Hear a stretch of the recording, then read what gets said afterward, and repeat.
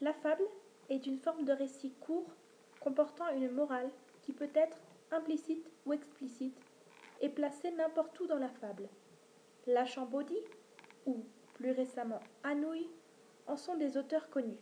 Mais le fabuliste par excellence est évidemment Jean de La Fontaine. Le texte proposé est l'une de ses fables, L'amour et la folie. Elle fait partie du recueil 12 et fut écrite en 1685, même si, à l'origine, elle s'appelait La folie et l'amour. Je vais la lire. Tout est mystère dans l'amour. Ses flèches, son carquois, son flambeau, son enfance. Ce n'est pas l'ouvrage d'un jour que d'épuiser cette science. Je ne prétends donc point tout expliquer ici.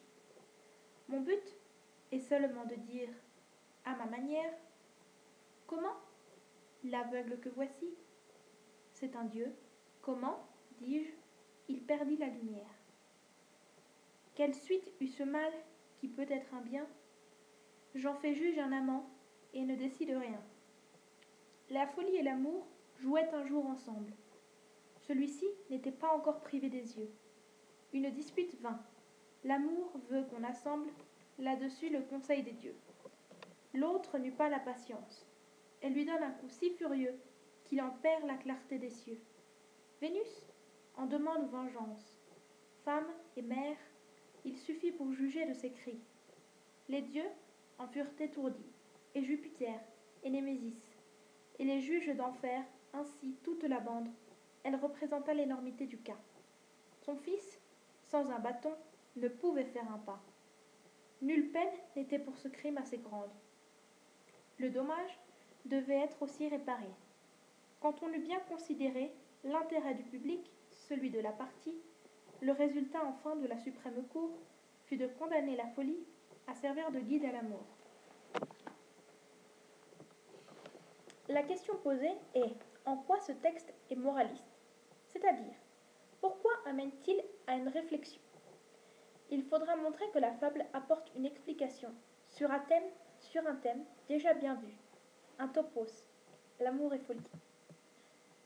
Cette fable est un récit argumentatif, donc un apologue, qui, même s'il se cache derrière une apparence comique, détient une idée sérieuse. Avant de commencer le récit, le fabuliste s'implique dans la fable. Je ne prétends point, vers 5, la première personne correspond à Jean de La Fontaine lui-même. Il cherche à dialoguer avec son lecteur. Ce procédé est destiné à montrer au lecteur que le sujet est sérieux. Il cherche à s'attirer la bienveillance du lecteur. C'est le principe de la captatio benevolentiae. Pour cela, il utilise la curiosité du lecteur. Tout est mystère, vers 1, donnera envie à celui-ci de poursuivre sa lecture. Pour ne pas tomber en désaccord avec les lecteurs, il précise bien que cette fable correspond à son point de vue personnel, à ma manière, vers 6, pour montrer également que le sujet est bien trop vaste et peut être interprété de bien trop de manières pour tout l'expliquer dans une fable. Ce n'est pas l'ouvrage d'un jour, vers 3, montre la grande dimension du sujet. Plus qu'une morale normalement présente dans les fables, on peut trouver ici une réflexion morale sur ce qu'est l'amour. Cette réflexion posée montre bien la moralité du texte. Au problème ou bien mystère posé, La Fontaine tente d'y répondre grâce à cette fable. Tout expliqué ici, vers 5, confirme la fonction explicative de l'apologue. La fable comporte bien des éléments mythologiques, comme simplement les allusions aux dieux romains tels que Vénus. Or, la mythologie cherchait à expliquer un phénomène naturel par une cause divine. Ce qu'a cherché à faire ici le moraliste en expliquant la folie de l'amour.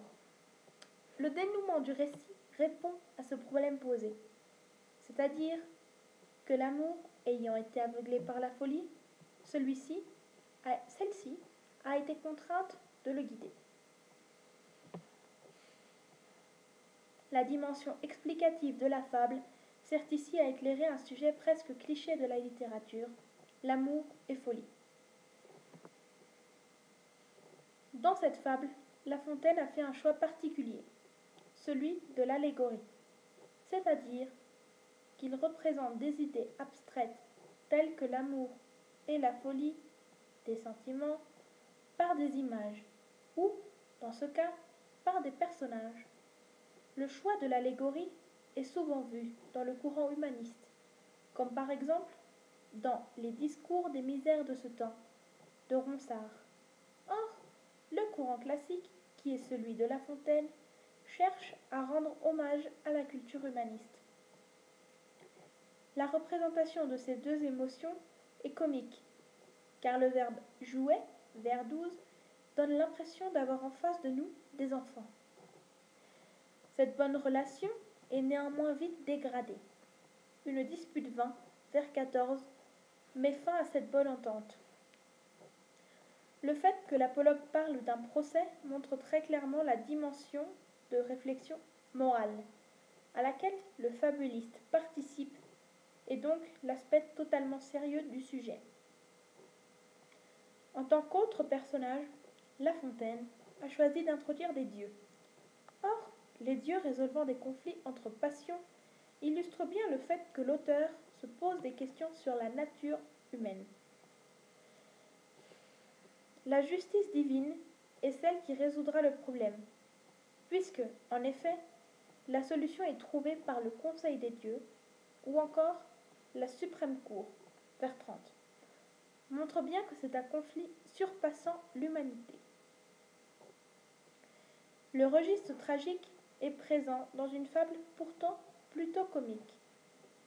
En effet, le verbe condamner, au vers 31, et l'allusion à Némésis, vers 22, Némésis étant la déesse de la colère des dieux, des fois considérée comme déesse de la vengeance, renforcent cette idée d'impuissance de l'humain. Le dénouement du récit explique bien pourquoi les hommes sont animés de passions tellement folles. L'absence de prise de parole de La Fontaine, après le dénouement, montre qu'il ne porte pas de jugement, et depuis le début de la fable a fait comprendre au lecteur qu'il lui faudrait établir son jugement personnel. Et ne décide rien, vers 10, confirme que La Fontaine ne fait que proposer une explication. Il en existe de multiples autres.